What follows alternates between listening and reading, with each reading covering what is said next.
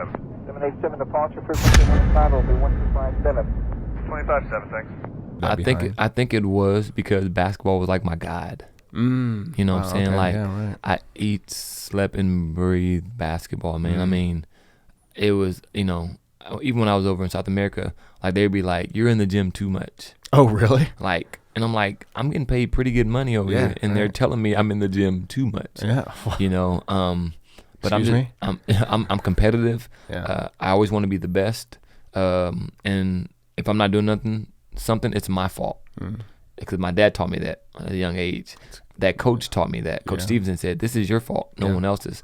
That's kind of thing stuck to me. Yeah. And so if I'm not putting up numbers, it's my fault. It's not my team's fault. Right. It's my fault. And so, man, I just, you know, I knew I put that before everything. Yeah. My family, my friends, everything. You know, my friends at the time, so-called friends, they enjoyed it because they enjoyed the money. I gave good gifts for birthdays. I bet. I gave good gifts for Christmas. Yeah. But once I quit basketball, it was just like when I quit track. Yeah. I lost so-called friends. Right. You know, and so I stopped, and my wife was my girlfriend at the time.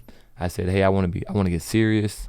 And my wife, she was going to church, and my wife was, Brittany, she used to be an atheist, didn't even believe in God. Oh, wow. Yeah, she went home with me one time for a birthday party, and then gave her heart to Christ, and like she started living for Christ. Well, me, I'm like, I'm the reason why you came to Christ, and I'm yet out clubbing, I'm out doing this and doing all that. Right. And she would drive 4 hours every weekend and go to church and spend time with my family. Oh, Crazy, wow. insane. And she would pray. My mom would pray for me and all that. I'm like, okay, so I was up here being a knucklehead, and she just continued to do that. And then, so I said, okay, let's do this. Let's do this the right way. Let's do it. And she's a big part of why and how I changed my life, you know. And that's kind of, you know, I had to change a lot of my friends up, things that I done, things that I was doing. I had to change it up, man. But if I had all over do it again, I would do it again. Yeah. Yep. I think it's cool to, you know, kind of look back on your journey, and it's like God was able to have some goals or have some dreams of yours like accomplished. Yeah. And he's like, okay, enough of that. And then you come over here, and it's like, okay, enough of that. And so when he kind of got you where, you know, he wanted you, it's like, you've already been there, you know, like, come on with me. Because a lot of people, I'd say most people have to just have faith if they're going to walk that path. Absolutely. They're like, well, like me, like, I want to be, you know, I want to be a showrunner. I'm a movie director. And God's like, well, you know, you think that, but I'm not going to let that happen. I'm not going to let that dream like manifest. You just have to trust me and walk this way. Or you know, a lot of people do that. Absolutely. You know, and a lot of people, like, you know, I preached a sermon about 2 weeks ago about sometimes we don't know what we're asking for.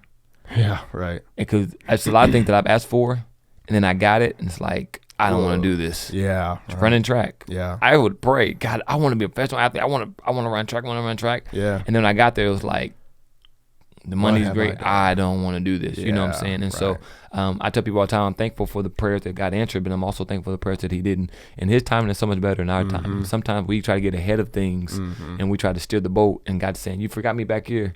Hey, I got you, you know? And then you said it. A lot of you just got to have faith.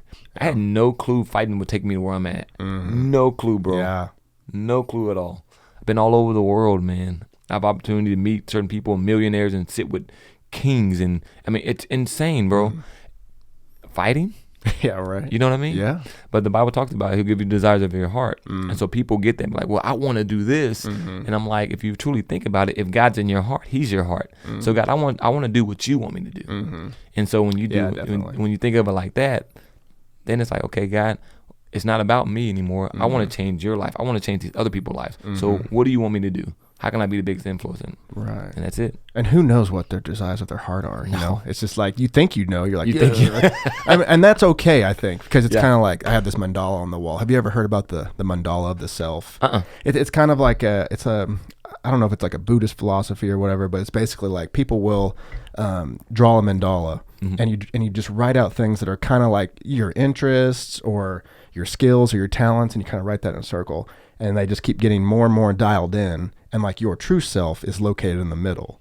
So you might put like for you, like athlete, runner, you know, good speaker, motivational. It kind of all boils down to the TeeJay, right? So and then like maybe Jordan Peterson will talk about taking aim. And so you are aiming at it's kind of like a target, you're aiming at the middle as best you can. You're trying to hit that center, which is ironic because the word sin is actually an archery term, meaning to miss the mark. Yep. So if you think about that being your center, and the center of that being the life that you should be living, and you're missing the mark, then you're living a life of sin. But it makes me think of that. So and I appreciate when people at least attempt to hit the mark. Absolutely, man. If they're not attempting, then it's like, all right, that's like the worst sin that you could possibly commit. But if you're trying to hit the mark, if you're looking at the target or whatever, that's better than not. Yeah. And a lot of people are afraid, man. Yeah, look, no doubt. I was telling my wife the other day, I said, Lord forbid, because I don't want to die anytime soon, but if I die today or tomorrow, man, everything that I've wanted to try to do, I've tried. At least I tried.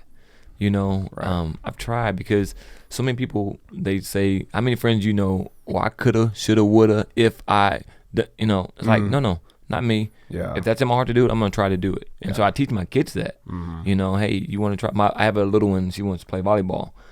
I don't know too much about volleyball, but you know what? I'm going to learn it because she wants to play it. Yeah. With that, I'm going to try it. I may not want to. It's okay. I'm going to study the game and learn it because you matter that much to me. Right. And you can try it. She's I have my oldest daughter is a varsity cheerleader. I didn't know nothing about cheer. I'm an athlete. I'm not saying they're not athletes, but I just never really respected cheerleaders. Now that I know more about cheerleading, I respect it so much. And guess what? I'm like the biggest cheer dad at all the basketball games. People are like, aren't you the MMA guy? I'm like, yeah, but I'm also a cheer dad. Yeah, and you guys should cheer right now. Right now. Well, you're all going to sleep. Okay. Yay. I would cheer, dude. Have you seen the Cheer docuseries on Netflix? Oh, dude, your daughter would, and you would love it. It's made by the company that I used to work for in California that did Chef's Table. Yeah. It's just called Cheer, and it's about a community college in Texas that they're like the Harvard of cheer. What? No, I'm serious, dude. Cheerleading, they are unbelievable. Great story. The coach is this lady that grew up in that town, and she had like a business degree, and now she took over the cheer program. Like they win, I guess it's state or nationals or whatever. Yeah. Wow. Every year, like they are a force, dude. Great docuseries. Like you guys will love it. It's on Netflix. I'm gonna check it out. Yeah, it's great, dude. Sci-Fi wins.